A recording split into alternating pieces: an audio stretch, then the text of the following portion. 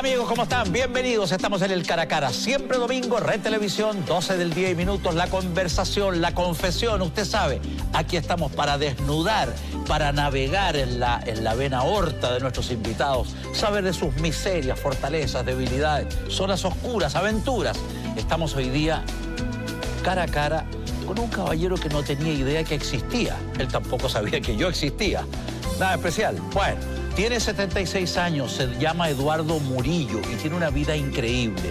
Increíble como la que tuvimos el domingo pasado, de un invitado, Alain Versailles, que se subió a un bote a los 17 años y navegó toda su vida solo y llegó a ser el capitán del Calypso, la embarcación de Jacques Cousteau, un aventurero. Tenía 72 años y estuvo aquí cara a cara con nosotros. ¿Se lo perdió? Bueno, ya sabe, cara a cara todos los domingos. Estamos con Eduardo Murillo, de solo 76 años, en esta conversa. Don Eduardo, gusto saludarlo. Encantado. Usted no se pare. Asiento, por favor. ¿Quién es usted, don Eduardo? ¿Cómo puede representarse a sí mismo, definirse a sí mismo? Yo diría que soy un personaje, casi de novela. A ese nivel, ¿ah? A ese nivel. Qué maravilla tener un invitado, personaje casi de novela. Le cuento. Qué buena. Cuénteme todo. Fui engendrado en Antofagasta.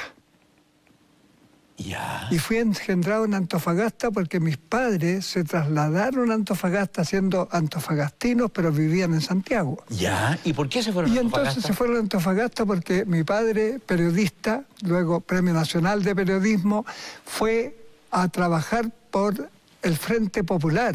Ya. De la campaña de don Pedro Aguirre Cerda. Ya. Esto fue el año 39 que se las enveló, como dicen hoy en día, hacia Antofagasta. Ya. Como de vuelta al terruño. Porque De vuelta al terruño. mis padres eran de allá, pero se habían venido definitivamente a Santiago. Ok.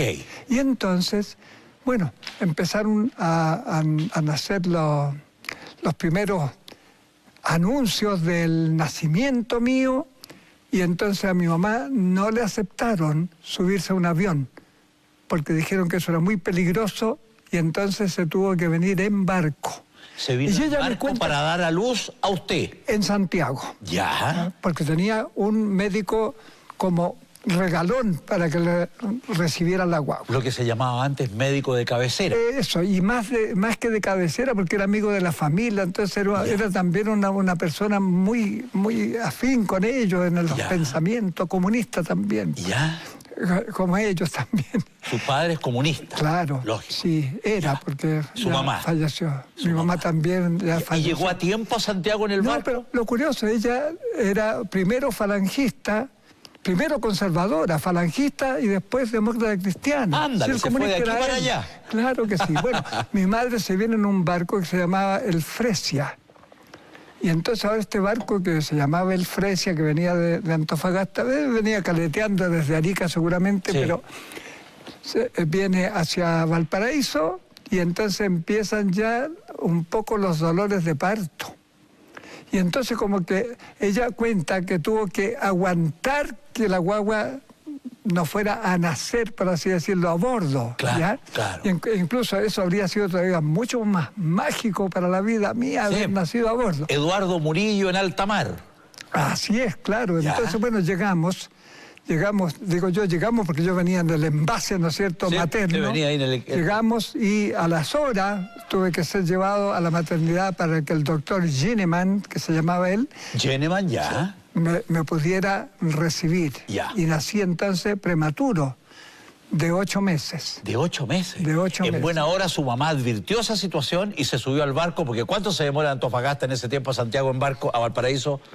La verdad es que yo nunca he sabido cuánto se Pero demoraba serán el unos barco, 6 pero días. en todo caso eran días de navegación. Una semana. Eran días de ¿Y navegación. nació en qué parte? ¿En qué parte de Santiago nació? Y nací cerca de la calle Fermín Vivaceta. Ya. Porque vivía una tía abuela mía ahí, tía de mi madre, Sí. y fue la casa más cercana a la que llegó. Ya. Porque ya no daba más la situación. Claro que sí, entonces de allí la trasladaron al Hospital San Vicente de Paul, que todavía existe esa parte de la maternidad que era después pasó a ser de la Universidad de Chile y Así parte es. del José Joaquín Aguirre. Y lo que es curioso en esta vida, mis 2 hijos mayores como mi señora era alumna de la Chile, nacieron ahí, en la misma sala donde yo nací. Qué cosa más linda. Y entonces, por eso que digo que soy personaje de novela. Oiga, y dígame una cosa ya, y usted nació y fue desarrollándose, ¿y qué recuerdos tiene de chiquitito así? Sus primeros recuerdos de infancia, de guagua, de... Yo tengo una memoria privilegiada para recordar cosas de la extrema infancia, por así decirlo. ¿Así, ah? Y se sorprendían los adultos porque decían, sí, eso ocurrió, sí, eso pasó, es cierto. Dele. A los 3 años y medio me rompí el ojo izquierdo y quedé tuerto para toda la vida. 3 años y medio. Con mucho respeto, claro, yo lo observo con mucha detención. Usted tiene su pinta, un muy bonito pelo envidiable y muy altivo para sus 76 años. Y efectivamente el ojo izquierdo lo tiene un poquitito desviado. Afortunadamente me quedó vivo el globo ocular porque yo me ensarté un destornillador. Estaba jugando en un sauce con un niño que vivía en el campo. Claro. Y ahí en el sauce jugando con el destornillador, jugando, era lindo jugar ahí. De pronto yo siento la noche negra porque me lo clavo y no solamente sentí el dolor, sino que sentí como que quedaba ciego de ambos ojos. Dios mío. Y entonces yo mismo me pegué el tirón del destornillador y fue otro traumatismo terrible. ¡Qué horror! ¡Qué horror! Corren los adultos. Sí. Mi madre, la primera. Claro. Campo. Solamente una casa de socorro y no estaba el practicante. La típica. Entonces conseguir un automóvil que costaba muchísimo, porque mi padre no estaba con nosotros en el campo, estaba en la ciudad, con toda su cosa política, ¿no? Sí, claro. Y entonces conseguir un auto. Me trajeron, ¿no es cierto?, a Santiago, directo a la asistencia pública, porque lo que pensó mi mamá es aquí donde hay socorro. Lógico. Le dijeron, no, tiene que ir al Hospital del Salvador, porque es el único hospital en Chile que tiene oftalmólogos, que se llamaban oculistas en ese tiempo. Después, ¿no es cierto?, el pedigrí se le subieron el precio y cambiaron el nombre. Por supuesto que sí. Pero cuando eran oculistas. Oculista. Allí me tuvieron que operar, sacar la córnea rota, pero conservé el globo ocular. Que fue un triunfo de la medicina de ese tiempo. Recién llegaba a Chile la penicilina.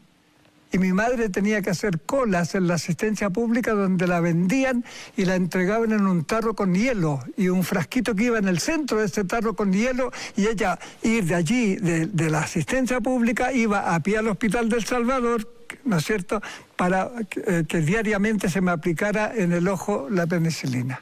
Bueno que lo recuerde porque por lo menos podemos comprobar que algo, más de algo, hemos progresado. Nos falta mucho, pero algo hemos progresado. No, el progreso ha sido notable. ¿Y cómo siguió su vida? Bueno, a los 5, 6, 7, 8 años, ¿qué fue pasando? A los 9 años estaba yo muy enfermo de dolores terribles, no me podía bajar de la cama. Empecé a tener dolores en las caderas, en las piernas, en los pies, en las manos, pero dolores que realmente martirizantes, dolores agudísimos. ¿Ya? No me podía bajar. ¿Ya? Y estaba en un segundo piso y empiezo a gritar que me fueran a ver. Va mi madre y me encuentra que no podía. Bueno, 2 días después, al médico, sospechas de parálisis infantil. Sospecha de parálisis infantil.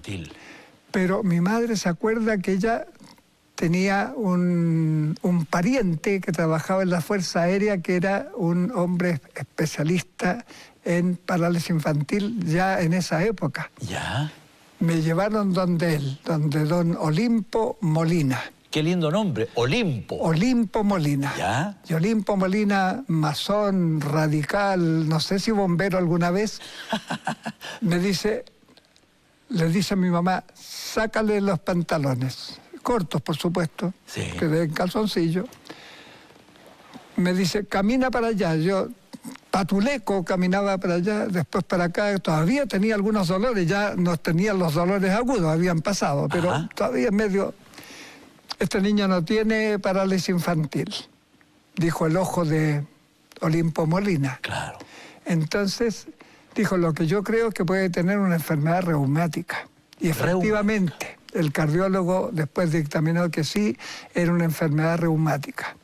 Y como ese cardiólogo también era amigo de mi madre, le dice, oye, flaca, con suerte este cabro va a vivir 2 años. Pura buena noticia. Así es. Y entonces ahora, las 3 válvulas del corazón estaban afectadas y más gravemente la mitrálica. La válvula mitral estaba muy afectada. ¿Y por qué, don Eduardo, toda esta Porque situación? las enfermedades reumáticas se caracterizan por destruir válvulas del corazón. Eso es verdad. Son las secuelas que deja una enfermedad reumática son siempre las mismas. Pero yo lo veo caminar cuando entró al estudio 3. Es que todavía en la historia no asoma ni aparece. No, ya aquí. Claro. Entonces ahora yo veía que mi madre lloraba como escondida. Y era porque me iba a tener con ella solo 2 años. Sí, no es para menos.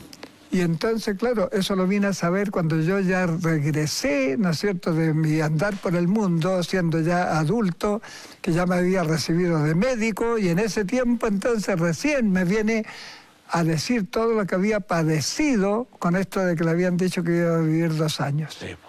¿Usted no supo nunca que el doctor le dijo a su mamá que usted iba a vivir solamente 2 años? Lo vine a saber cuando yo Se equivocó por 74 años.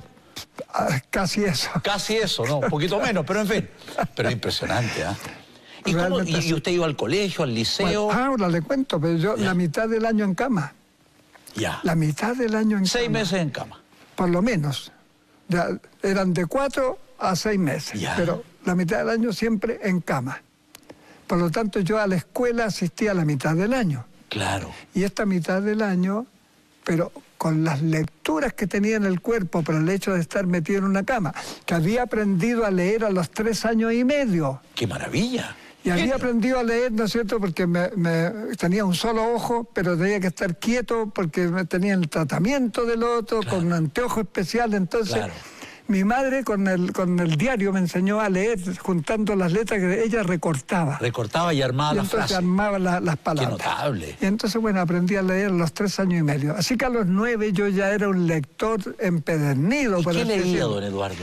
De todo. Deme 3 ejemplos. A ver, por ejemplo, yo a los 9 años leí ya las obras de Salgari, las de Julio Verne, sí, por ejemplo. Claro. ¿Ya? Por supuesto que todas las cosas de niño también las leía porque todo lo que cayera en mis manos estando en esa cama las leía. Y me leí toda la biblioteca de mi padre, con cosas para adultos, para niños, para lo que fuera. ¡Qué extraordinario! Entonces ahora todos los regalos que a mí me llevaban eran libros, principalmente. Pero también otro de los hobbies en la cama fue recortar con tijera, y llegué a dibujar con las tijeras en papeles de colores o blancos. Claro. La gente me pedía que le hiciera cosas. Hazme un futbolista. Yo le hacía un futbolista hasta con la pelota en el pie, o hazme una Tarzán, aquí está Tarzán, hazme un cowboy, aquí está el cowboy.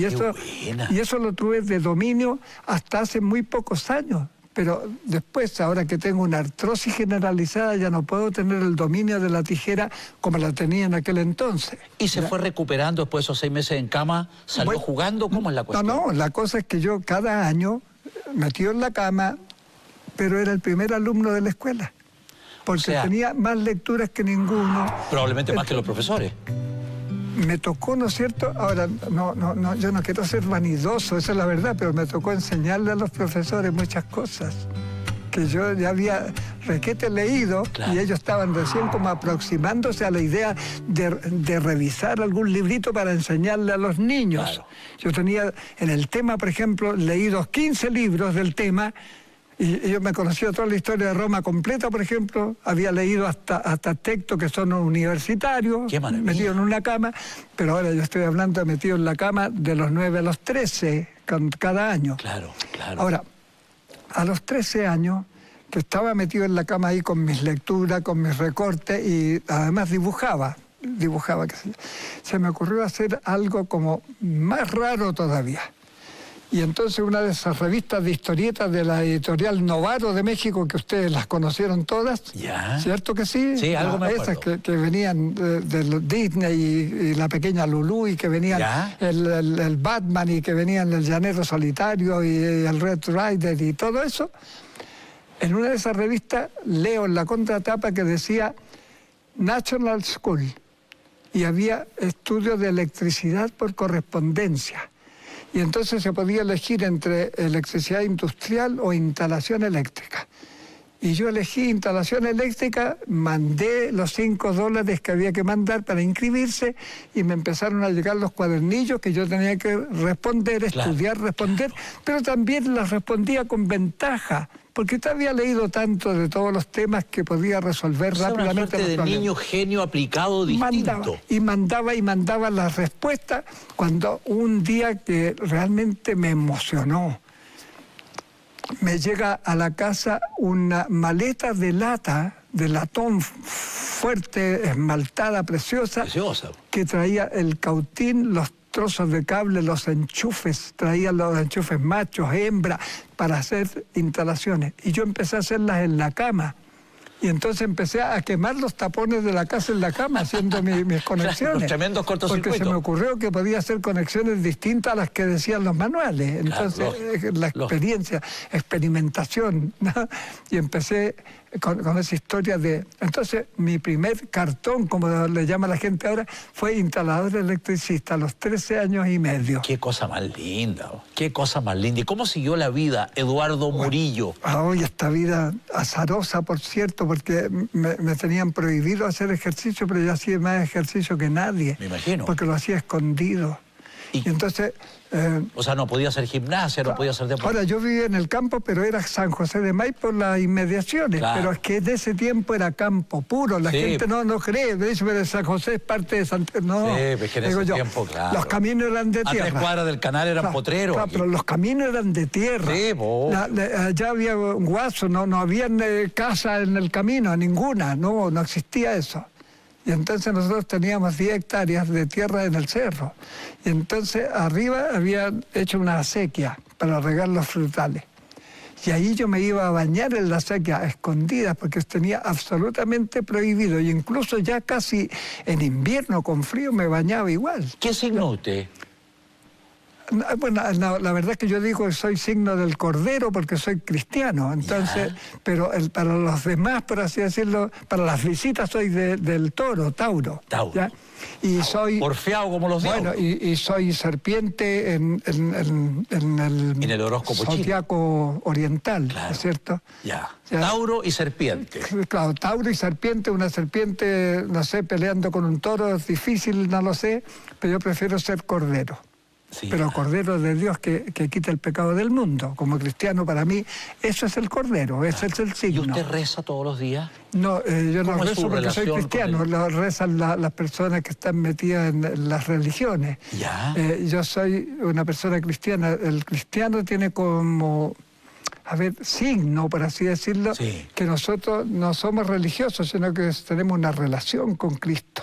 Entonces, avanza la vida, 14, 15, 17 años, el campo, San José de Maipo, un niño distinto, un adolescente distinto. ¿Pololeó a esa edad? ¿Se usaba pololear? ¿O las chiquillas pasaban por el campo y usted las miraba nomás? Una vez fuimos con una camioneta del diario donde trabajaba mi padre en ese tiempo, que eran las noticias de última hora. Fuimos a la playa. Claro. Fuimos a la playa. ¿Ya? Entonces allá... ¿A qué playa fueron?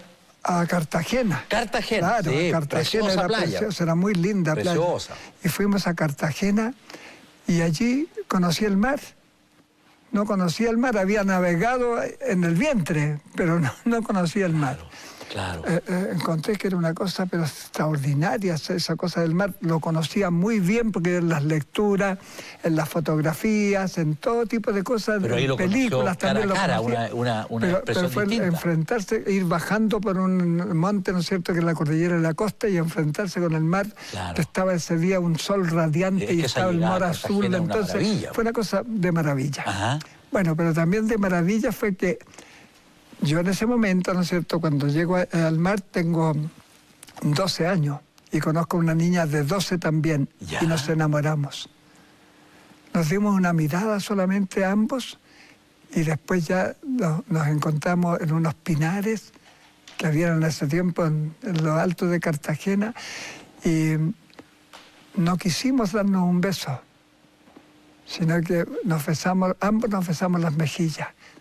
Y nos tomamos las manos. ¿Cómo se llamaba ella, su nombre? Mariana. Mariana. Mariana. Mariana. ¿Y cuánto duró ese amor? ¿Se volvieron a ver? No, 3 días. 3 días puede ser mucho o muy 3 poco. días porque fue el día de Cartagena y después a los 3 días vino con su papá a mi casa. ¡Ándale! Ya. Que era compañero de trabajo de mi padre. Mire, y entonces frente a vueltas eso, de la vida, ¿eh? Claro, pero eso duró y nunca más la vi, ni de adulta, ni de nada. Desapareció de mi vida como el aire que pasa, el viento y se va. Don Eduardo, ¿y cómo se fue acercando a la medicina? ¿Cómo se fue acercando a sus viajes, a ese periplo por el planeta que usted ha dado y que nos va a ir contando? ¿Cómo siguió su vida? Bueno, tendríamos que hacer como un salto, por así decirlo, en esto de la historia.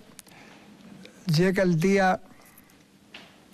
día de 1960 que yo estaba como reportero deportivo en el Hotel Carrera viendo lo que iba a ser el campeonato sudamericano de béisbol en Santiago. Mira. Y entonces cuando yo veo que hay una delegación me parecieron chinos, pero eran coreanos. Ya. Y yo ya había tenido una cercanía con Corea. ¿Cómo? ¿Cuándo? Desde que estaba metido en la cama enfermo. Porque cuando me metieron en la cama, yo tenía 9 años. Y a los 9 años, ¿no es cierto?, era el año 1950. Porque yo cumplí 10 años el 51. Ya. Pero todavía era el 1950 y entonces ahí en la cama yo escuchaba la radio. No existía la televisión ni ninguna otra cosa, nada. Era la radio Filco, ¿no es cierto?, con de 8 tubos, ya que era la doña radio. Sí, claro. Entonces, y me la ponían a mí, al enfermito, se la ponían ahí al velador. Y escuchaba la radio cuando de repente empiezo a escuchar que había una guerra en Corea. Que había empezado en junio de 1950 la guerra de Corea. Ya. Y me empezó a interesar la guerra de Corea y yo escuchaba, y yo informaba a mi papá, que era periodista, ¿no es cierto? Yo le informaba de lo que estaba pasando con la guerra a diario. Tenía el mejor reportero del mundo ahí. Un informe completo, pero solamente como radio escucha. Lógico. ¿Ya? Y después empecé a leer la prensa, todo lo que traía la prensa, porque él compraba todos los diarios y me los tiraban después a mí cuando ya él los leía. Y los leía yo durante todo el día. Bueno, la cosa es que entre la radio y los diarios yo me había armado toda una idea de lo que era la guerra de Corea. Usted era experto en Corea y su guerra. Pero empecé a padecer mucho porque empezaron a relatar que había mucha muerte, que había muchos bombardeos, que se estaban desapareciendo las ciudades bajo las bombas, que no quedaban ladrillos parados, que había mucha muerte, etcétera, etcétera, etcétera. El Partido Comunista, que en ese tiempo estaba ilegal, usted se acordará que estuvo ilegal ese tiempo con Gabriel González y después con Carlos Ibáñez. Bueno, yo no había nacido, pero igual me acuerdo porque lo leí, porque lo estudié en el colegio. Claro, recordará por eso, claro, ¿no? Lógico, entonces lógico. La historia también se recuerda por los libros, yo tampoco estuve en Roma. Buena. Bueno, y entonces empecé yo a tener una cercanía como más visceral, por así decirlo, con esta historia de la guerra coreana. Porque cuando el Partido Comunista organiza recolección de sangre para enviar a Corea, y yo ya estaba en pie en ese año, eran las finales de año, yo fui casa por casa pidiendo a las personas que donaran sangre para enviar a Corea, porque había muchos niños, mujeres, civiles que estaban muriendo, o que estaban muy heridos, que había falta de sangre allí, etc. Don Eduardo, estamos recién empezando.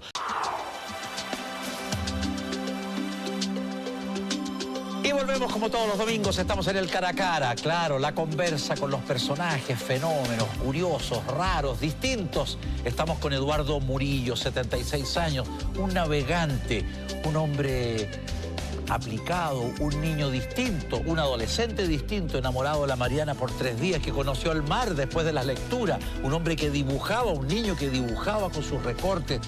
Un chiquillo que a los 19 años conoció cara a cara a los coreanos, los seguía en la radio enfermito porque estaba a la mitad del año acostado y que hacía deporte escondido de sus padres, su padre periodista, Premio Nacional de Periodismo. A los 14 años ya trabajaba Eduardo Murillo como periodista, como reportero, hincha de Magallanes. Un hombre que a los 76 recuerda todo, absolutamente todo, casi todo de su vida. Eduardo, y a estas alturas le voy a decir Eduardo y no don Eduardo.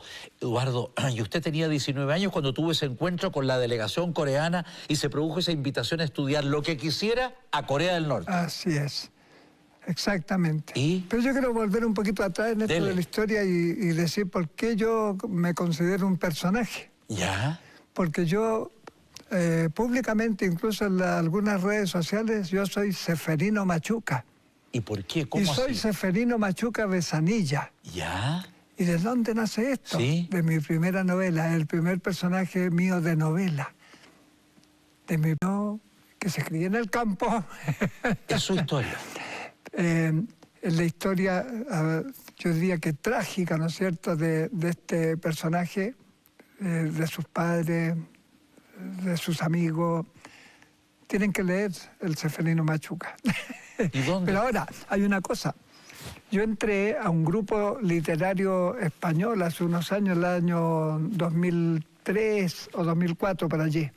Y entonces, como seudónimo, me puse Cefe, que era de Seferino Machuca. Claro. Pero todo el mundo supo después que este Cefe era de Seferino Machuca. Y entonces, Seferino Machuca es un personaje tal que muchas personas a mí me dicen Cefe o Seferino Machuca, no me dicen Eduardo Murillo. ¿Ya? ¿Ya? Y por eso entonces que yo contaba que soy un personaje. Ah, ¿ya? claro. Ahora, lamentablemente vivimos en un país donde para que a uno le publiquen algo, como que hay que hacer algo como raro, por así decirlo, y yo no estoy para rareza, ¿ya? Entonces, lo que yo tengo publicado han sido autoediciones, excepto, ¿no es cierto?, un libro que me publicaron en Lima, ¿no es cierto?, En Lima. pero me lo publicaron unos amigos. Y el resto, autoedición. Tengo muchas novelas escritas guardadas en el escritorio para saber si alguna vez podrían ver la luz. Y esas muchas novelas que tiene guardadas en su escritorio, dicen de qué tema. Ahora, es que yo escribo de cualquier tema, pero porque yo contaba, ¿no es cierto?, que soy un hombre con muchas lecturas en el cuerpo, y entonces esa lectura en el cuerpo, si yo lo pudiera como de alguna manera explicar, de pronto hacen una erupción, fluyen. Entiendo. Fluyen. Ahora, esas lecturas se mezclan con la realidad de una manera de gestar un ensamble maravilloso. Entonces, eso me ha hecho ser novelista, poeta y cuentacuentos y todas esas podría cosas. recitar? Payador también. Payador. Sí, qué claro, entretenido, qué interesante. pero no esos payadores que llevan comercialmente que se saben las payas de memoria, no.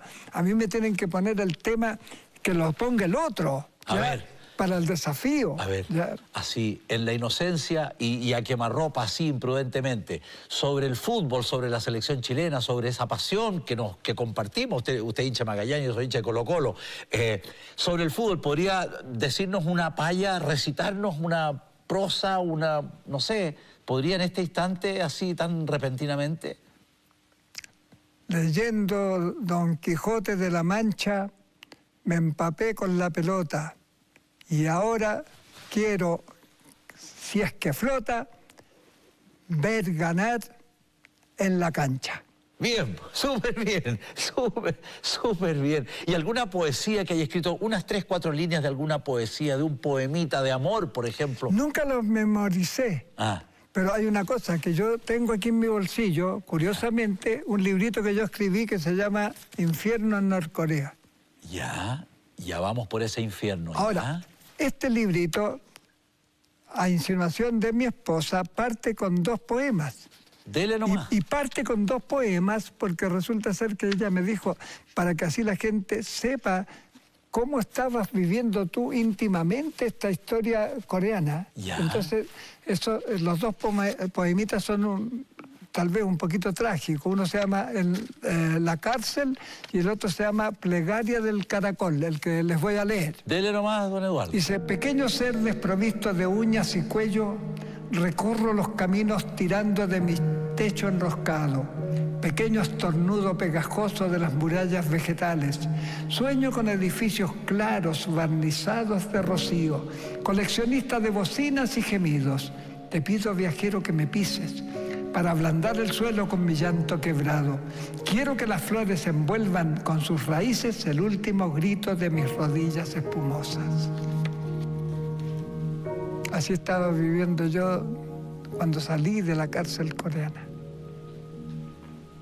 Impresionante. A pesar de sus anteojos bastante gruesos, lo veo muy emocionado, Eduardo. Sí, vuelvo a esta situación. Por eso que me considero un luchador por los derechos humanos en Corea del Norte. Y una persona que piensa que quiera Dios, el destino, ¿no es cierto?, que la península coreana pueda reunificarse. Porque Corea fue partida en dos, fue quebrada en dos, nada más que porque los que ganaron la guerra contra el Japón eran Estados Unidos y la Unión Soviética de aquel entonces, claro. Y se repartieron Corea como un botín de guerra. Así fue. Y entonces la mitad con la influencia del mundo socialista, comunista, marxista, leninista, ¿no es cierto? Y la otra mitad con la influencia del mundo capitalista, norteamericano, imperialista, lo que quieran. ¿Ya? Entonces ahora se fueron gestando dos Coreas, pero estas dos Coreas en lo más íntimo, yo sé que sienten, ¿no es cierto? Porque yo conocí ambos pueblos, el del norte y el del sur, y por lo tanto yo sé que en lo íntimo sienten la idea de volver a ser la península coreana unificada. Lógico, es lo natural. Pero el paso previo tendría que ser que de alguna manera, ¿no es cierto?, Corea del Norte pudiera mejorar, por así decirlo, en el trato de su población, porque los derechos humanos están conculcados allí terriblemente.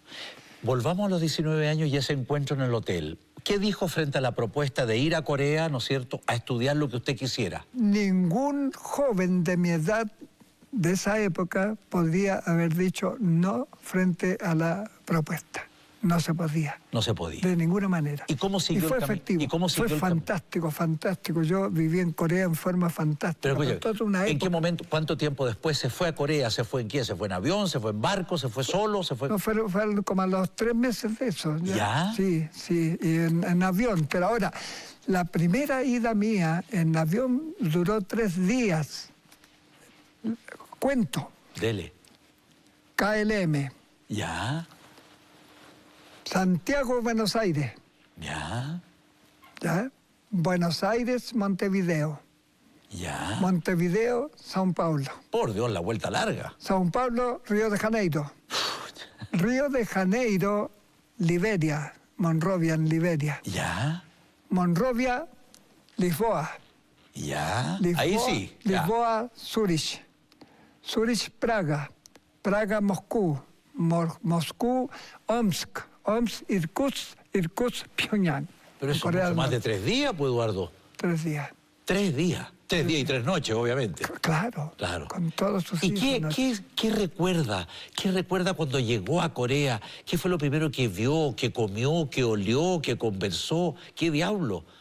Bueno, del cajón del Maipo a Corea. Bueno, lo que a mí me dejó, pero como dicen hoy en día los chiquillos marcando ocupados, fue que yo me bajo del avión y yo veo unas niñas vestidas con trajes nacionales coreanos, que es el hanbok, precioso, ¿no es cierto?, con lo que se llama el sectón chokori, que son chalequitos de todos los colores, como el arco iris, con ramos de flores, y se acercan a mí las 3 niñas, y la del medio llevaba las flores y me las entrega.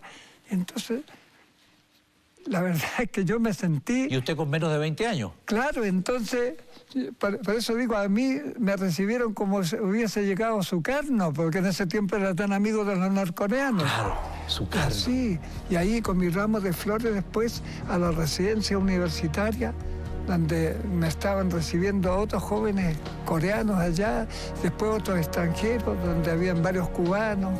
Me saludaron. A ver, díganos bienvenido en coreano. Existen varias maneras. A ver, la que quiera. La verdad es que yo no... ¿O no alcanzó a...? No, sí, hablo coreano. Sí. Pero en ese momento no hubo palabras de bienvenida, sino que simplemente de amor, de cariño, de que bueno, que ya llegaste, nos habían contado que ibas a venir. Te han dicho Cajamidad, es muy bien que haya venido. ¿Y usted llegó finalmente a estudiar medicina?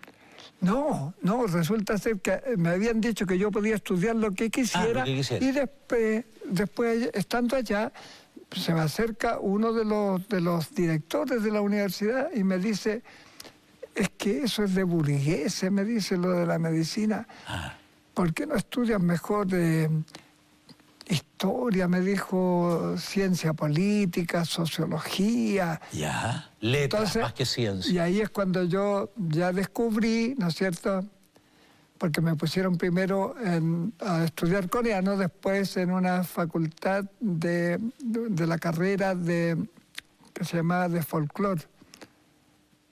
Y el folclore, la verdad es que en el fondo las clases eran más de adoctrinamiento político que de folclore. Y después las de historia pasó lo mismo también, ya que más que de historia de Corea, ¿no es cierto?, en el fondo empezaba como la historia trunca con el gobierno de Kim Il-sung. Entonces, frente a eso no había una historia del pasado que yo ya conocía por mis lecturas. Claro, su lectura de enfermito en su cama de niño. Claro, por supuesto que sí. Bueno, y entonces empezamos las discusiones y al final llegaron a la conclusión de que yo tenía razón.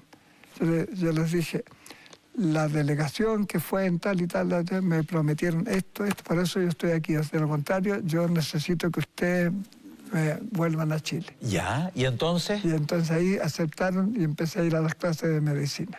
Ya, ¿y se hizo médico en Corea? Sí, claro que sí. ¿4 o 5 años de estudio? Fueron 5 años y medio y después trabajando en el hospital, ya como interno, por así decirlo. Y en ese periodo de 5 o 6 años, ¿qué fue lo más relevante, lo más difícil, lo más emocionante, lo más sorprendente? 5 años en la vida. Lo más difícil de todo creo yo que era estudiar, porque en Corea, tanto del norte como del sur, el estudio es de exigencia mayor, por así decirlo, es muy exigente, y entonces yo, mi idioma coreano todavía no tenía la soltura que necesitaba, entonces tuve que recurrir a leer cosas en inglés, en francés, aprender un poco de ruso para entender ciertas otras cosas, y ahí mismo en Corea vine a aprender griego, porque una de las cátedras era de raíces grecolatinas. ¿Ya? Porque para el mundo oriental, estudiar medicina significa que hay que decir el nombre de las enfermedades, de los barbitúricos, de los remedios, de la anatomía, y todo es en griego o en latín. Y entonces ellos tienen un idioma que no tienen nada que hacer con las lenguas romances. Por ejemplo, nosotros tenemos el español, que es el más griego de las lenguas romances. ¿Ya? Nosotros tenemos palabras griegas como piropo, por ejemplo, quirófano, que son palabras griegas, ya son en griego, manicomio es griego. ¿Ya? ¡Qué buena! En cambio allá esas palabras no existen. Entonces, si ellos tienen que decir apendicitis, es apendicitis. Ahora pronuncian apendicitis porque les cuesta un poco la pronunciación de la C, pero es lo mismo, y le escriben apendicitis, ¿ya? Entonces, vamos a seguir conversando, estamos recién entrando en materia, estamos en Corea, está estudiando medicina, está con el griego, el ruso, el francés, el inglés, un políglota, además de todo. Pero seguimos conversando con Eduardo Murillo, y en esos 5 o 6 años, bueno, ¿usted se fue incorporando a la sociedad coreana de una u otra manera o vivía muy aislado en este campus universitario? Bastante aislado, diría yo, en términos de no conocer al resto. Yo conocía solamente la población de profesores, claro, la población de alumnos y la población de enfermos. Claro, o sea, lógico, era como la trilogía. ¿Y había había alumnos de otras nacionalidades? Sí, por supuesto. Sí, claro. Es decir, estudiaban medicina en Corea chinos, vietnamitas, estudiaban albaneses, estudiaban indonesios, estudiaban camboyanos. No, habíamos varios. Oiga, y dígame una cosa, ¿y usted tenía contacto con sus padres? De pronto, cartitas, me imagino, alguna comunicación con Santiago, con su familia, con el Cajón del Maipo. Muy difícil, porque todas las cartas que a mí me entregaron estaban en primer lugar abiertas. Todas habían sido, ¿no es cierto?, revisadas previamente, seguramente por la seguridad coreana, claro, era el Ministerio Coreano de Seguridad, que era el que...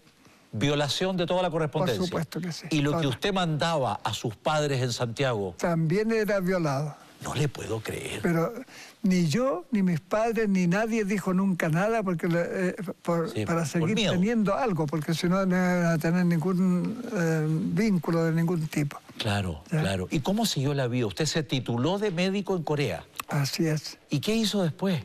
Ay, pero es que han pasado muchas cosas. A ver, dele, vamos. Habíamos varios latinoamericanos después, porque no llegaron a estudiar, pero llegaron latinoamericanos a trabajar a Corea como para revisar textos en español o para enseñar español en la universidad. Ya. Entonces ahora, por supuesto que nos hicimos amigos de bolivianos, Lógico, peruanos, evidente. colombianos, venezolanos, etc. Ya.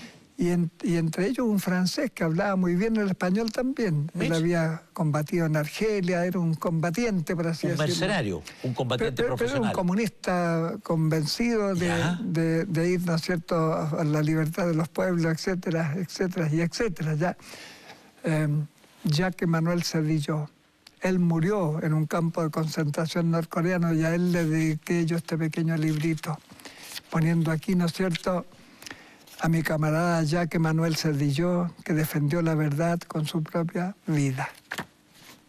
Yo también estaba dispuesto a defender la verdad con mi propia vida. Usted en estaba ese tiempo, dispuesto, sí. Estaba convencido. Sí, las personas jóvenes somos así, es decir, éramos así los jóvenes, hoy en día no. Pero ayer, en ese ayer sí. La cosa es que nosotros como personas que veníamos del mundo occidental, donde uno habla de los gobiernos, de las políticas, etcétera, y dice samba canuta, por así decirlo, Sí. allá no se podía. Entonces las críticas que hicimos públicamente en lugares de conversación, criticando al gobierno coreano, nosotros los considerábamos tonterías en el fondo, pero para ellos no. Nos acusaron de espía de los Estados Unidos. Ya. Y usted fue acusado directamente cara a cara como espía de los De los Estados Unidos. ¿Y eso significó qué para usted, Eduardo? 8 meses de una cárcel, pero realmente terrible. Pero, ¿dónde estaba usted cuando lo tomaron? Cuando lo tomaron detenido, preso? ¿Cómo fue esa circunstancia? Estaba comiendo con la esposa que tenía en esa época, una ucraniana, en un hotel internacional. Entraron 2 policías uniformados, ¿no es cierto? Uno me puso la pistola en la sien, el otro me agarró del brazo y me sacaron a tirones a un jeep militar. ¿Ya? Ahí ya de un viaje, ¿no es cierto?, a la celda esa, ni siquiera en interrogatorio, ni decirme ni una sílaba, nada. ¿Usted había presentido esta situación antes? No, jamás. Nunca supo nada, nunca supo que estaba en el los ojo del coreanos huracán. siempre me trataron muy bien, sí, hasta ese momento que vino esto, era una reacción que yo consideraba como de locura. Ahora, cuando Ali Lameda, el poeta de Venezuela, que lo llevan preso también, cuenta su historia después, ¿no es cierto?, también lo fueron a buscar más o menos al mismo horario, ya del mismo día, por así decirlo. Ya. Y entonces él cuenta que él pensaba que estas son vainas de fiestas de disfraz, una cosa así. Dijo él, esto es una broma que me están haciendo, estos que vienen disfrazados de soldados. ¿Y a usted lo llevaron a una celda y le dijeron algo en el camino, en el jeep? ¿Lo metieron en la celda, le pusieron el fierro, qué sé yo, Ni una sola palabra. nada? ¿Y usted ahí a los 26, 27 años? Ahora, esta celda no es una celda como la celda de las cárceles del mundo que yo he recorrido y he visto y he visitado y etcétera. Esta celda era una celda que había que estar en el suelo, sin cama. Claro. En el suelo los 8 meses.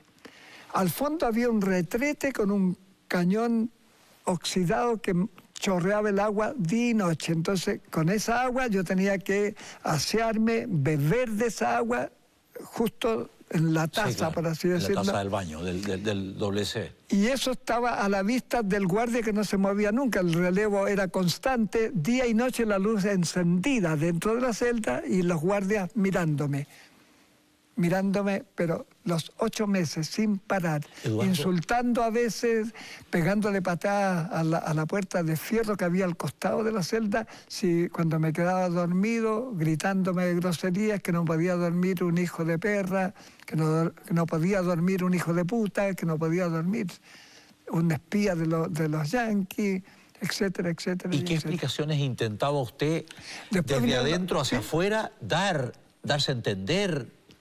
Es decir, es que vinieron los interrogatorios y por más que yo dijera cosas, era como hablarle a la muralla. ¿Usted salía de la celda para los interrogatorios? ¿Lo sacaban de la celda? Me sacaban a tirones, o sale hijo de perra, etcétera. ¿Ya? Y le preguntaban qué, y usted respondía qué. No, y entonces me decía que tenía que confesar. ¿Ya? ¿Y qué voy a confesar? ¿Qué sé yo? Bueno, pero nosotros tenemos grabado. Ahí supe que de las grabaciones, que tú le hiciste una traducción de lo que estaba pasando en Corea del Sur con una inundación a tus amigos. Sí, le dije yo. Pero, ¿por qué me van a llevar a una cárcel porque he hecho una traducción de una radio? Porque es la radio del imperialismo y que van a atacar a Corea y que etcétera, etcétera, etcétera. Y entonces eso está planificado para el imperialismo norteamericano y tú eres parte de este complot, etcétera, etcétera, etcétera. 8 meses. Y con todo lo que te hemos dado, con todo lo que el amado líder te ha dado, etcétera, etcétera, etcétera. Kim Il-sung era Dios, así que Dios me había ayudado, me había dado cosas, y como yo era un perro, ¿no es cierto?, que estaba como renegando de todo esto y no siendo una persona agradecida de todo esto. Y dígame una cosa, Eduardo, ¿qué comía? ¿Cómo resistía el frío? 8 meses es una vida. Y 8 meses en la cárcel, 8 meses en una celda de 2 metros... es una tortura. ¿Cómo no se volvió loco? 2 metros se volvió de largo, loco? 2 metros de largo, pero 1 centímetros de ancho. Brutal, no brutal. No más. Brutal. No más. ¿Cómo aguantó un estudiante, un recién salido estudiante, un médico, un chileno, con una vida normal, digámoslo así? En esas circunstancias, 8 meses es la locura, es la demencia. ¿Pensó suicidarse? No, jamás, en eso no. Pero ahora es que yo viví cosas terribles.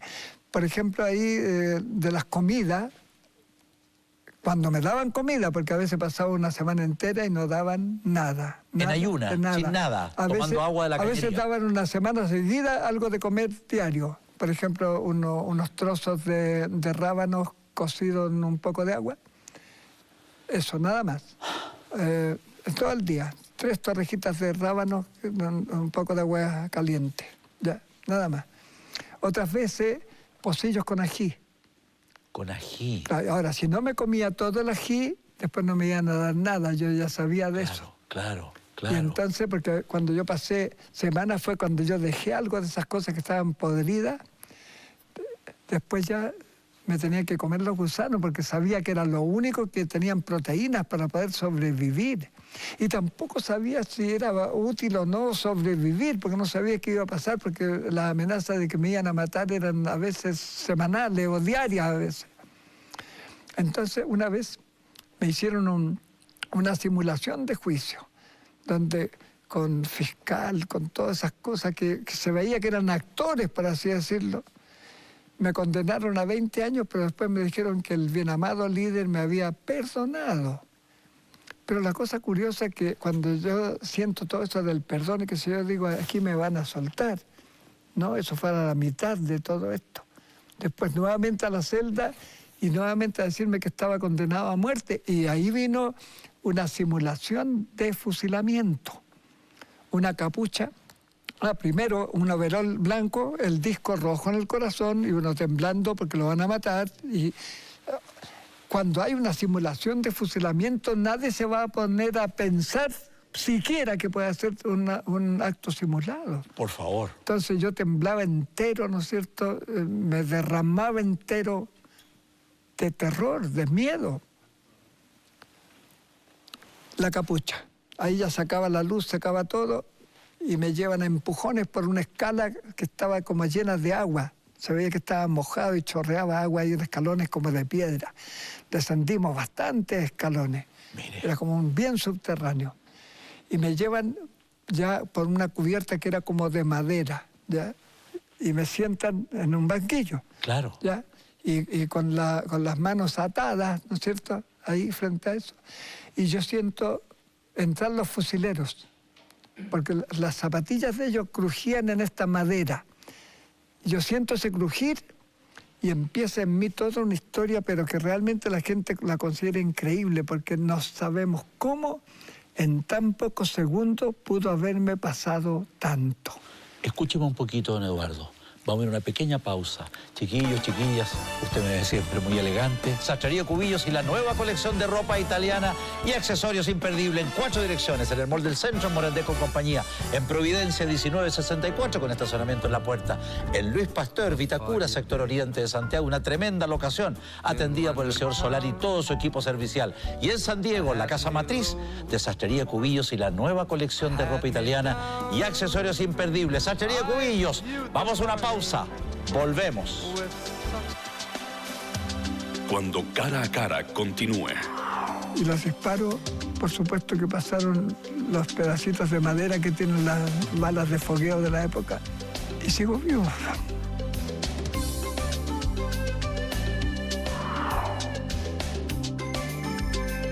Vamos con don Eduardo Murillo, un aventurero, un hombre que nos tiene en ascuas, porque estaba en la cárcel, en la celda de 2x1, sin comer, sin tomar agua, encerrado en Corea del Norte, en un cara a cara espantoso con los guardias.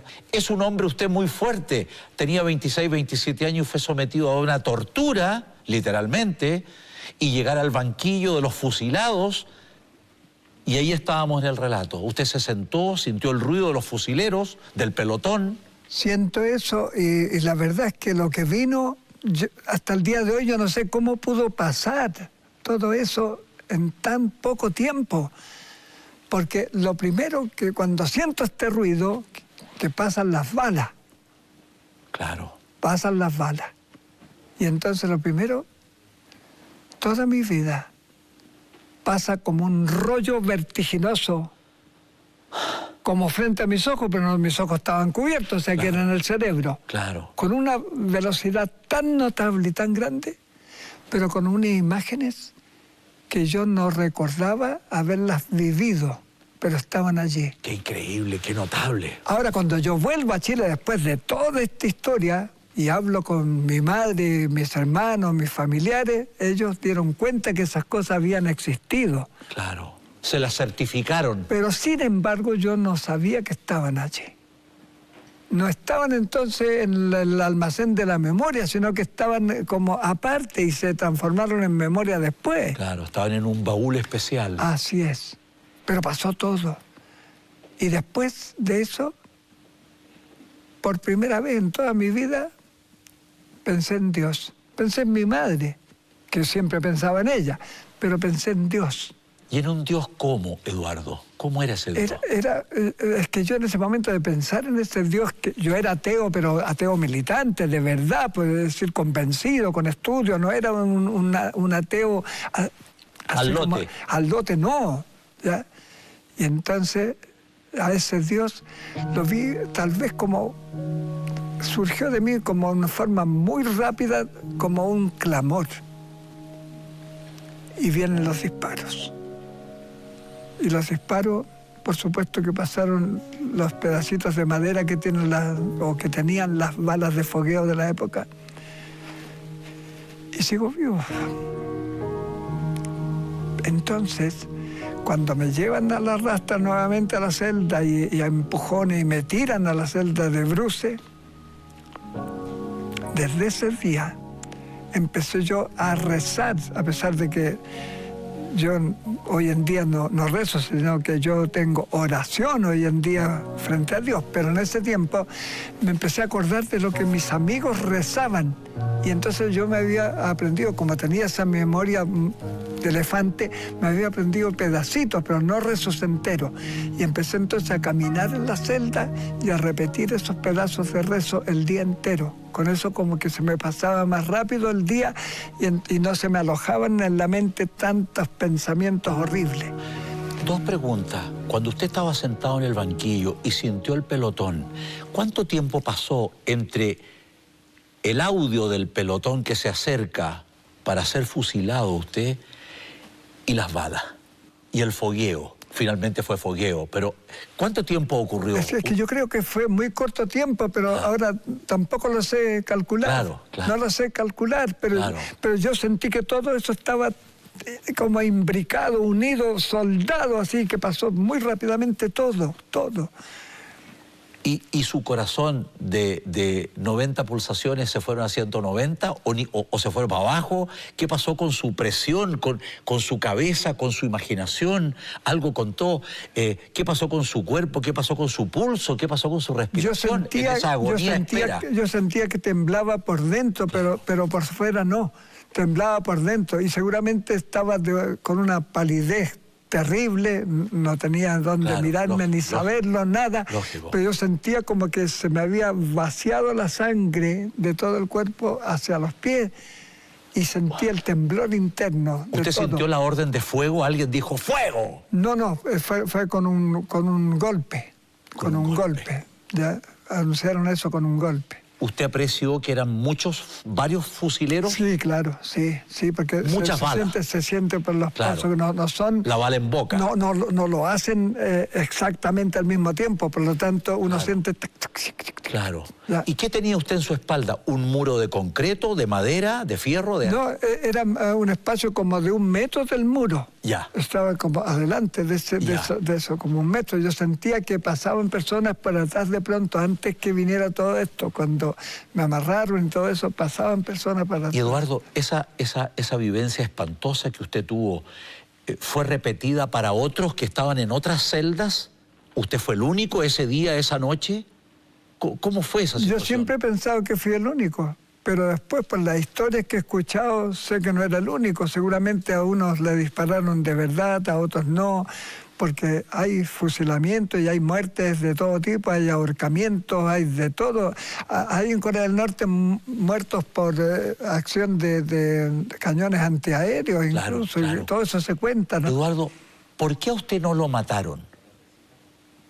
Bueno, la respuesta mía es porque Dios es grande, pero tal vez la respuesta que puedan tener otras personas son distintas, pero en todo caso yo creo que jugaron varias cosas. Una, que mi padre tenía en Chile ese instituto de amistad con Corea, ¿no es cierto? Sí. De otro lado,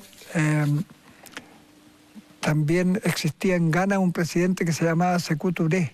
Ya. Y después yo supe, ¿no es cierto?, a través del poeta venezolano que salió después de 7 años de estar en campos de concentración, él me contaba en una carta que Sékou Touré había hecho una campaña a nivel internacional por la libertad de los poetas presos en Corea del Norte.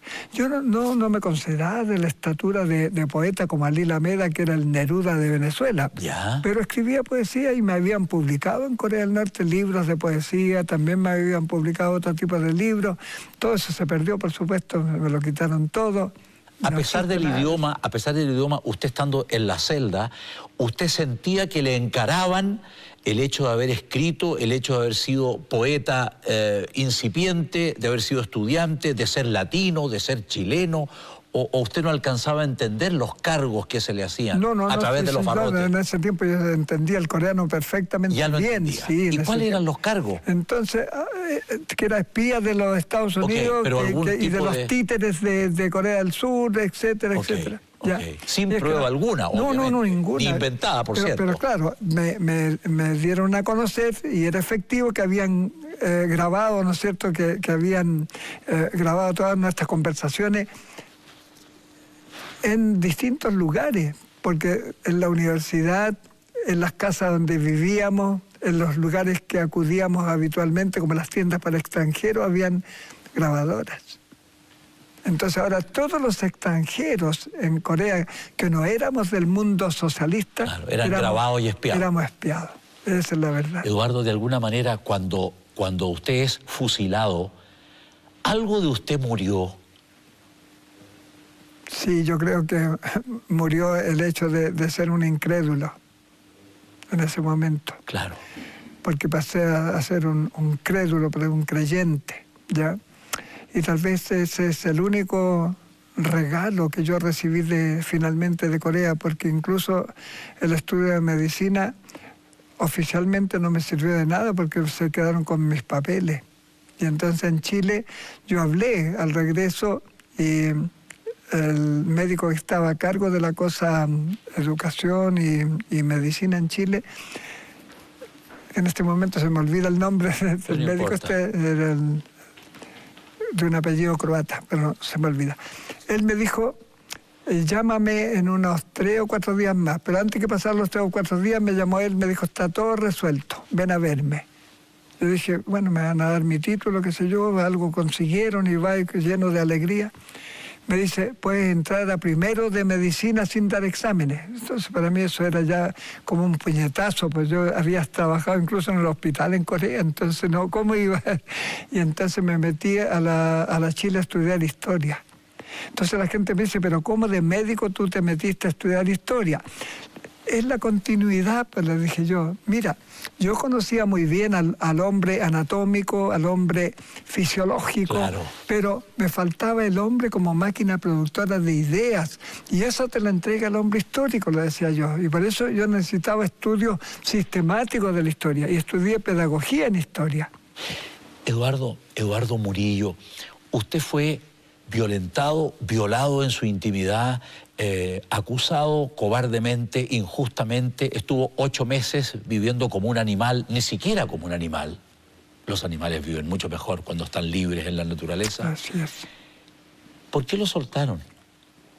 ¿Cuándo, cómo y por qué? ¿Cómo fue ese día, esa noche en que abren los barrotes y tal vez de una patada lo sacan? No, es que esto fue paulatino. Ya. Porque esto se demoró como una semana entera lo que yo descubrí. Ya. Me sacaron de la celda y en un patio interior, que había sol, ¿ya? Me pusieron contra el muro, sentado a la coreana que es en cuclilla, a que tomara sol. Y me dieron un cigarro. Yo era fumador antes de estar ahí y llevaba todos estos meses sin fumar. Por lo tanto, para mí era un bocado delicioso, un cigarro, y que incluso lo sentía raro en los dedos. Y cuando me lo encendieron, fue una maravilla de volver a tener esta amistad con el cigarro. Sí. Y entonces ahí contra el muro y fumando, y al día siguiente nuevamente, pero me sacaban como 10, 20 minutos, no más. Pero un día me llevaron a que me bañara, me afeitaron y me cortaron el pelo. Yo dije, tate, dije yo, ¿no es cierto? Esto está pintando para otra cosa. Y entonces, de pronto me dijeron, vamos a ir a un vacunatorio internacional. Me vacunaron, porque era obligatorio para los viajes la vacuna. Entonces dije yo, ya esto está... Me llevaron a mi casa unas horas. Y ahí me pude despedir yo de ella, armar una maleta. De su mujer. Armar una maleta. ¿Y qué pasó con su mujer 8 meses sin saber nada o poco de usted? Ella sabiendo me que esperó estaba siempre. viviendo como un... Es que ahí hay toda otra historia. Hay toda otra historia. ¿Ya? Ella era una ucraniana que tenía de hijos unos gemelos, que en ese momento tenían 2 años y medio. Guagüita. Pero hijos de un coronel que había sido fusilado en Corea del Norte por traidor al líder. Y era porque este hombre que se había educado en la Unión Soviética, donde conoció a la ucraniana, que se casó con ella y la llevó a Corea, este hombre, por supuesto, que manifestó por allí que a él le gustaba la vida en la Unión Soviética y que él apoyaba la política soviética, y como se vivía el revisionismo, lo acusaron de revisionista, de traidor a la patria, etcétera, etcétera, etcétera, fusilado. Y esta mujer entonces no volvió a Corea porque no volvió a Ucrania porque no le sirvió volver allá a vivir también la estrechez y la pobreza. En Corea, como extranjera, todos los extranjeros tenían privilegios. Y además que ahí tenían la embajada de la Unión Soviética que los cuidaba, que los protegía. Entonces ella no se movió de ahí porque sus hijos eran coreanos. Claro. Y se casa conmigo, ¿no es cierto? ¿Y cómo la conoció usted? ¿Cómo se llamaba ella? Ella se llamaba Lidia Alexevievna. Alexevievna. Sí. Lidia ¿Cómo era Alexevievna. físicamente? Era una mujer alta, de ojos verdes y rubia, el tipo típico del mundo eslavo, ¿ya? Pero ahora, ¿cómo desaparece de mi vida esa mujer? Dirán ustedes, ¿qué pasó? Ya, pero usted finalmente salió y finalmente llegó a su casa y se la encontró. Sí, horas. Horas, ya, ¿y cómo continuó? ¿Horas y después más horas? ¿Cómo fue horas eso? nomás, y entonces ella me dijo ahí que ella se iba a ir a la Unión Soviética con los niños y que de ahí me iba a escribir porque a ella le habían dado la dirección de mi padre en Chile, unas africanas que habían conversado con él y él le había dejado la dirección. Sí. Entonces, eso fue una conversación muy rápida, ¿no? Ya. Y entonces armaron una maleta y al aeropuerto, expulsado. Ahora, pero ¿qué va a pasar con esta historia? Que yo empiezo a recibir, primero recibí cartas, después me contesté y hubo varios meses de intercambio de cartas. Yo conseguí una visa del Ministerio de Relaciones Exteriores de Chile, traducida al ruso, la enviamos a la Unión Soviética, no hubo respuesta de ningún tipo, no hubo nunca más ninguna carta de ella, ni nada. Averiguamos después, primero dijeron que el matrimonio no existía. Y después ¿El matrimonio suyo con ella? Y después dijeron que ella no existía. ¿Y cómo traduce usted? ¿Qué significa eso realmente? Que la hicieron desaparecer para mí, nomás porque en el mundo socialista no se aceptaban estos matrimonios así, o simplemente a ella le hicieron desaparecer, si esas cosas existían en este mundo. Claro. Nunca más supe nada, absolutamente nada más de ella. O sea, ese amor duró 4, 5, 6 años. Tuvo ese encuentro a la salida de la cárcel, de la celda, encuentro casual de horas. No, es que duró 2 años. Y de casado 1 año y medio, si no más. Nada más que... ¿Y hubo amor profundo de su parte? Sí, y de ambos yo creo que sí. Pero eso feneció, pasó. Después yo entré a estudiar a la Chile, conocí a mi esposa, tenemos 45 años de casados, pero muy felices. Eduardo, cuando usted lo suben al avión y vuela a Chile, ¿qué diablo se trajo y qué dejó después de esa experiencia brutal de 8 meses en una celda, sin comer, sin tomar, en el último grado del abandono y de la miseria? ¿Con qué llegó a Chile después de esa experiencia? La buena y la mala y la horrible. ¿Y qué dejó allá? Ahora, cuando yo llego a Chile, todavía me sentía despojado de la mujer. Por supuesto que me sentía despojado, ya eso pasó después, obviamente. Claro. Pero me sentía despojado. Pero aparte de eso también me sentía que los coreanos habían sido realmente crueles conmigo. Porque yo no merecía nada de eso, de lo que hicieron conmigo, siendo que yo había llegado con tanto amor por el pueblo coreano en general, que había estado en la colección de la sangre, que había estudiado su historia, que amaba a ese pueblo, que había tenido amigos tan notables ahí y todo eso. Me sentí yo traicionado. Quiero volver a la celda, Eduardo. Cuando usted estuvo ese largo tiempo en esa celda miserable, ¿usted lloraba? ¿Gritaba? No, ¿Estaba en silencio? Nunca un grito, siempre silencio. A veces lloraba en silencio. Pero hay una cosa que le he contado a pocas personas, que yo, ahora, de muy niño, como yo estaba enfermo del corazón, no me dejaban hacer deporte, entonces yo me dedicaba a mirar a mi madre y a mis tías abuelas cuando cocinaban. Entonces yo empecé a cocinar desde chico, pero en la memoria, no con las manos, no me dejaban. Pero yo aprendí a hacer de todas esas cosas que ellas hacían. Observando. Y lo curioso es que cuando pasaba estas etapas sin comer en el calabozo, empecé a soñar despierto con comidas. Claro. Y empecé a inventar comidas, empecé a inventar salsas, cosas que hasta el día de hoy yo ahora cocino. Y cuando cocino yo, la gente me pregunta, ¿pero qué le echaste a esto? ¿Qué le pusiste? Si es que esto está extraordinariamente rico. Me dice, ¿cómo lo inventaste? ¿Qué hiciste? La cárcel también me regaló eso. Aprender a cocinar cosas. La imaginación a todo dar. Así es. Se desdobló. Y lo único que pude rescatar fue justamente la memoria, nada más. Nada menos. Todo lo demás se quedó. Vamos a ir a una pausa bien cortita, Eduardo.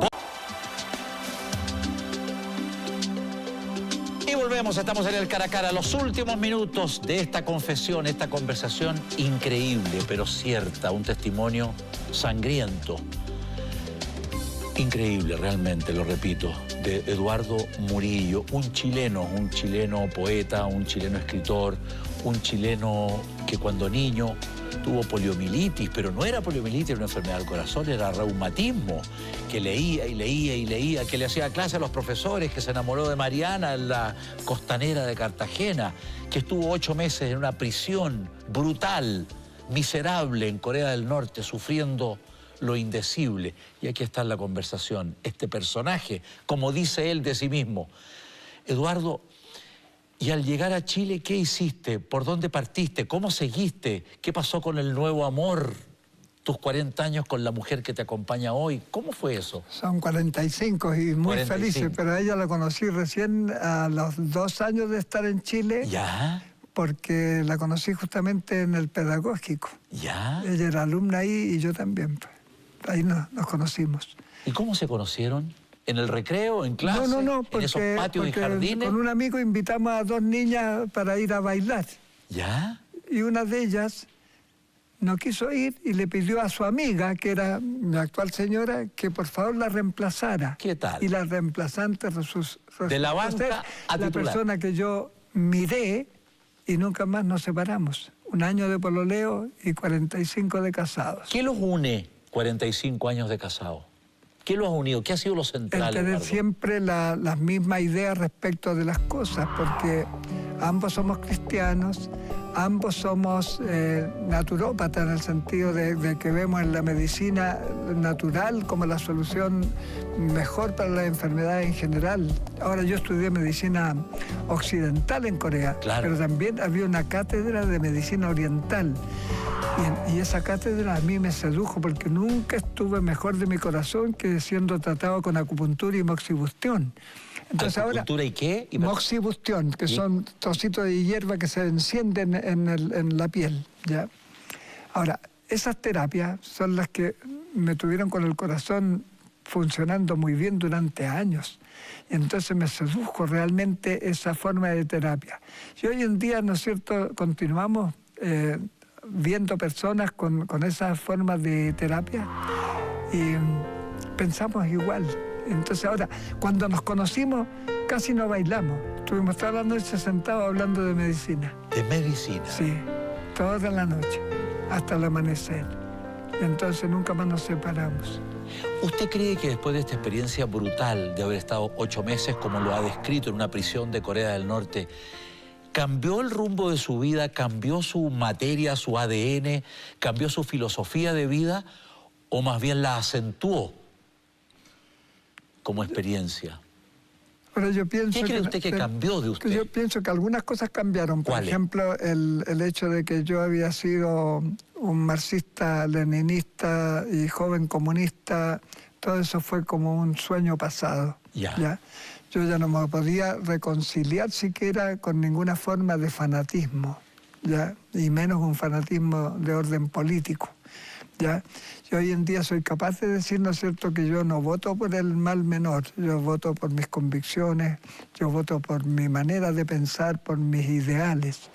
Ya no soy un votante, ¿no es cierto?, que vote por partidos, ni que por la vereda izquierda o la vereda derecha, no, nunca más. Su conciencia... Eso me mejoré. Mire, ¿tiene amigos? Muy pocos.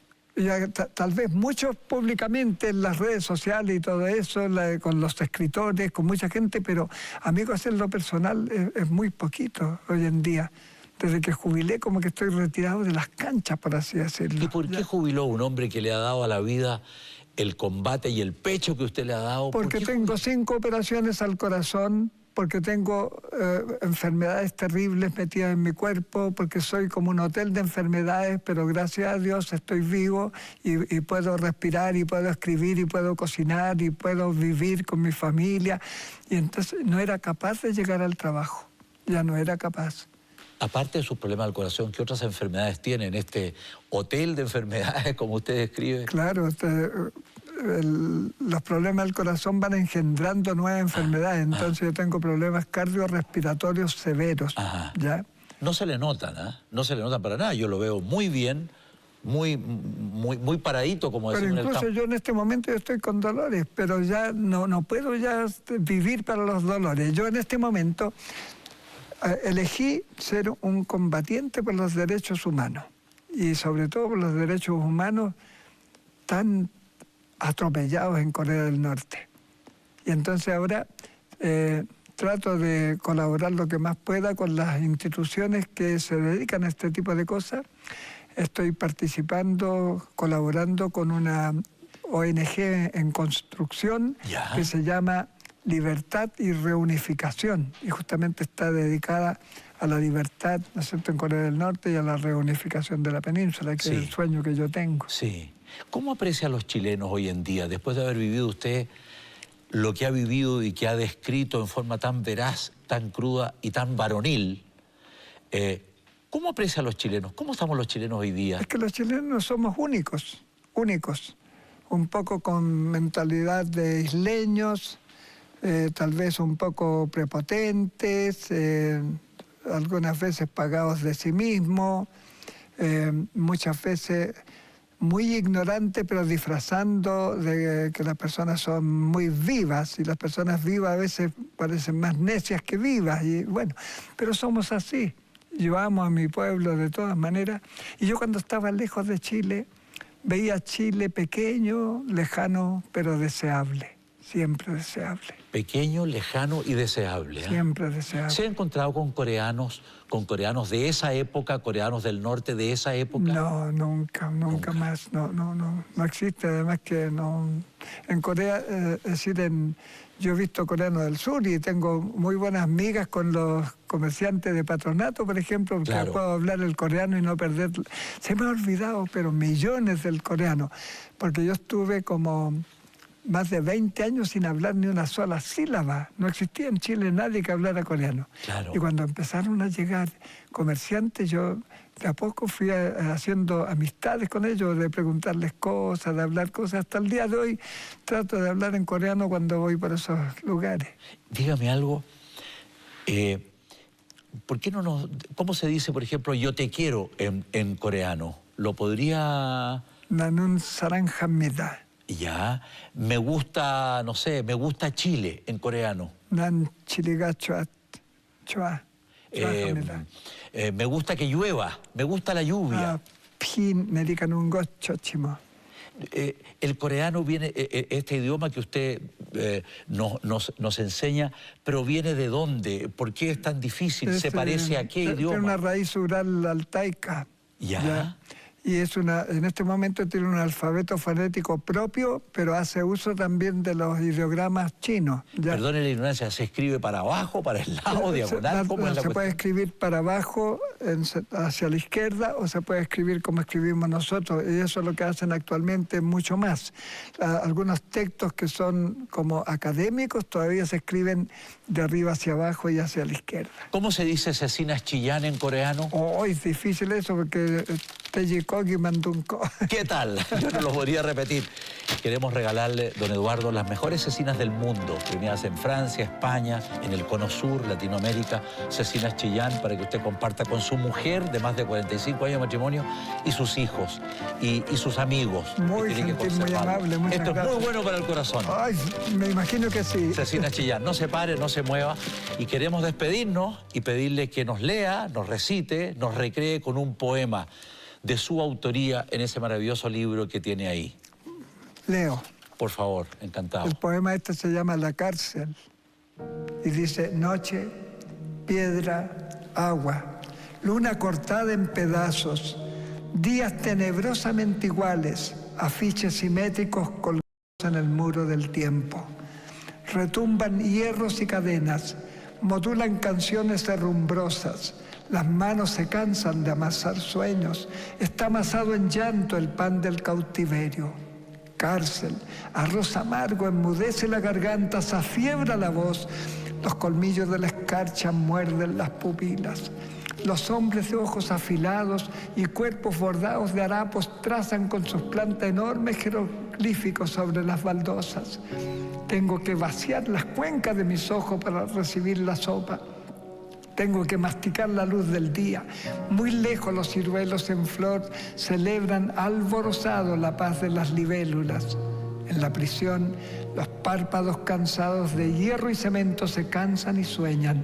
Sueñan con la mariposa, con las aves de plumaje recto, con la desnudez policromada de la noche y sus estrellas. Día tras día, con su espalda pegada al muro, los hombres aspiran taciturno el largo cigarrillo del oprobio. Quieta permanece en la noche la puerta celeste cruzada de 1000 alientos. Los hombres se duermen con un signo de interrogación clavado en la frente para despertar con la garganta llena de caracoles. El torso y los miembros acuchillados por la hoja fría de la mañana en un amanecer coronado de toses metálicas. Gemidos herrumbrosos y tamborileos húmedos y monocordes de los que orinan en silencio. Crujen las botas de los carceleros, sus brazos se agitan enérgicos. Han comido arroz más blanco las oscuras marionetas de uniforme. Y en su garganta crece un edificio, una pagoda de prepotencia. Pero no saben si mañana serán ellos los que descalzos tengan que dormir con las uñas al viento, tapados con la colcha trenzada de penurias. Horas de prisión, añorando la corteza del pan y la verde caricia de los árboles, días de cautiverio, respirando humor de muros encalados y atorados por plumbosos efluvios. Desde la cárcel la libertad crece y ante los ojos apolillados por el dolor, una mirada fugaz a la tierra sin muros se alza como un cáliz de cristalina esperanza. Impresionante. La cárcel. La cárcel. Don Eduardo, nos vamos, ha sido un cara a cara impresionante. ¿A quién le tiene miedo? En este momento a nada. A nada. Ni siquiera a la muerte. Ni siquiera a la muerte. No. No se pare, quiero agradecerle esta confesión. Gracias, muy aquí gentil, en el cara a cara. muy amable, casi 2 horas gracias. Conversando Gracias. este domingo en Red Televisión. Gracias. Queridos amigos, ha sido el cara a cara de este domingo. Nos encontramos el próximo aquí en Red Televisión. Gracias y hasta siempre.